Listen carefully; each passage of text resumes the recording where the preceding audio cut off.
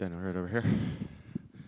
Finally getting to do this fight with Kevin Holland. Obviously, this was scheduled on that card where everything went insane a few years ago. Was this one that you wanted to do, like before the career was over? Yeah, no, definitely. I've said it multiple times in my career because this is actually the third time that we're scheduled to fight, and it's kind of like one of those things. Like the fans want it, I want it, he wants it, everyone's excited for it.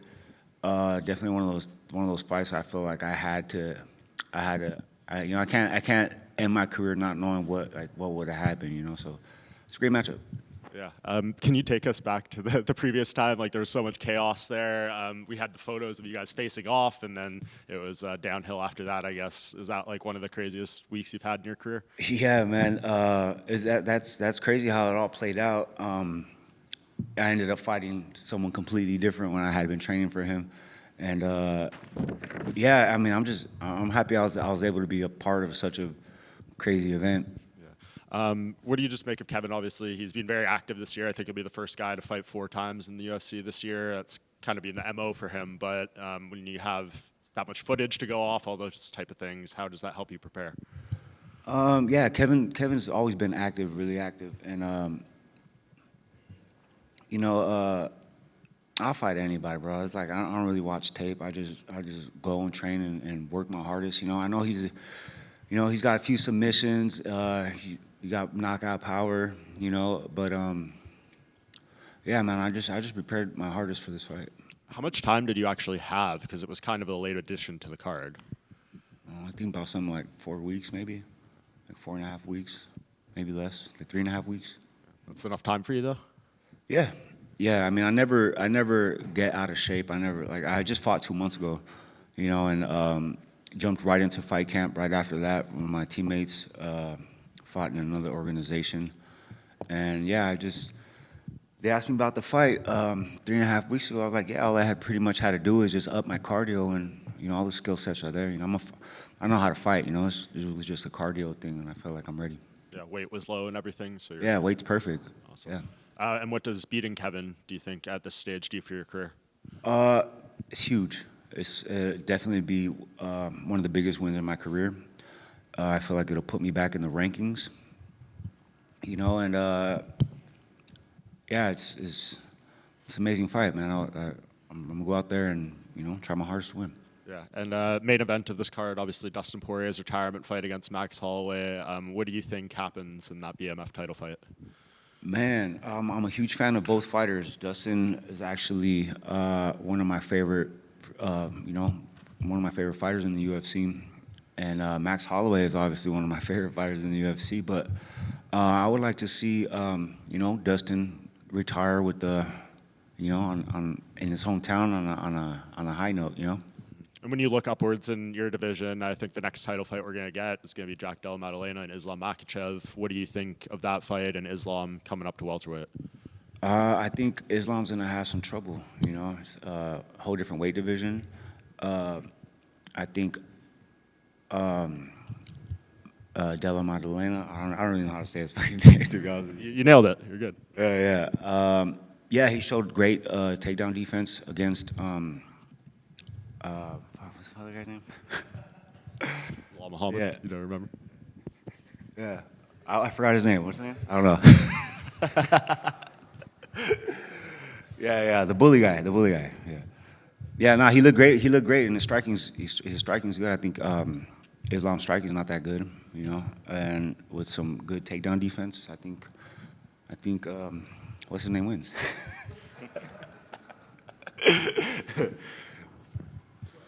D-Rod, both you and Holland are going to be searching for your 3rd consecutive victories.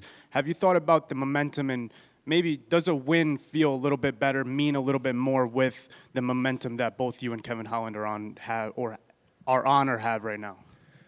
Yeah, man, of course, win feels the best in the world, especially the way I won in my last fight.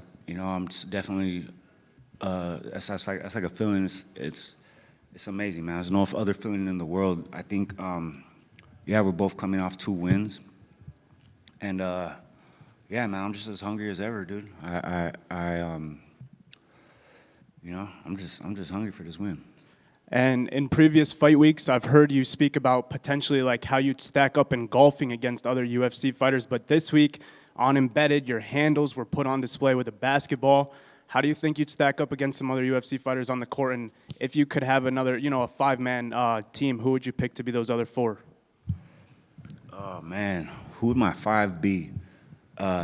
Myself. Man, that's a hard one.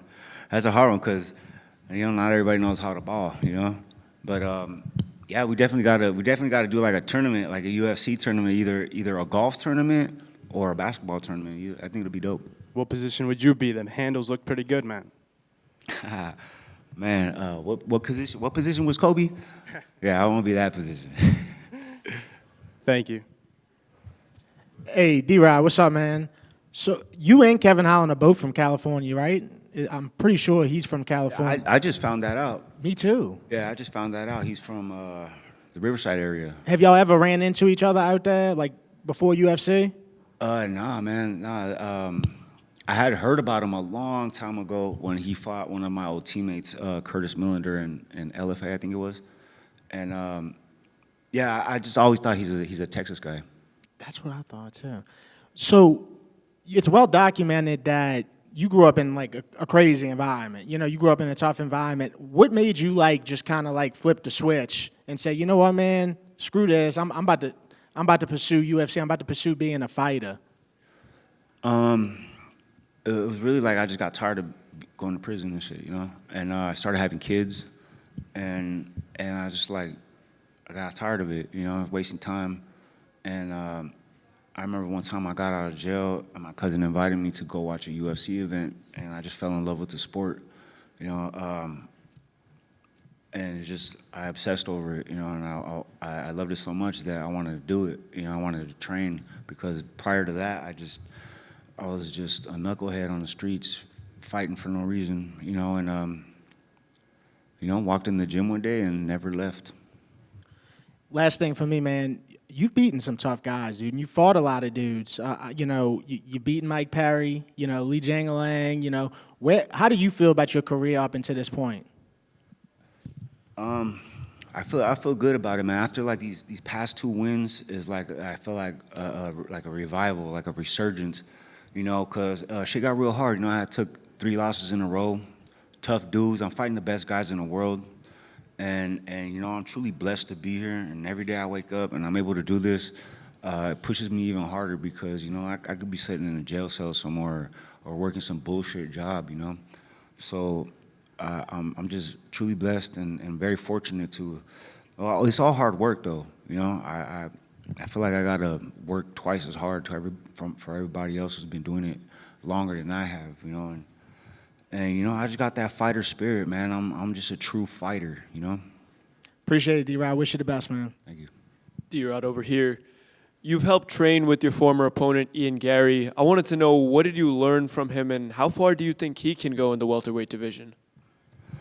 I'm actually happy Gary's in the position he's in. He's been putting on shows. I hate losing, but I'm glad he's in the position he's in. I don't feel that bad about it now, I was able to, honestly, the whole reason why I worked with him is because I wanted to spar him, and my management team, we have the same management team, and they kind of asked for the favor, and I wanted my run back, I wanted to know what would have happened, because I was like, damn, he got me. So I really just wanted to spar him, and he ended up being pretty cool. He's not a bad guy. He's a little annoying sometimes, but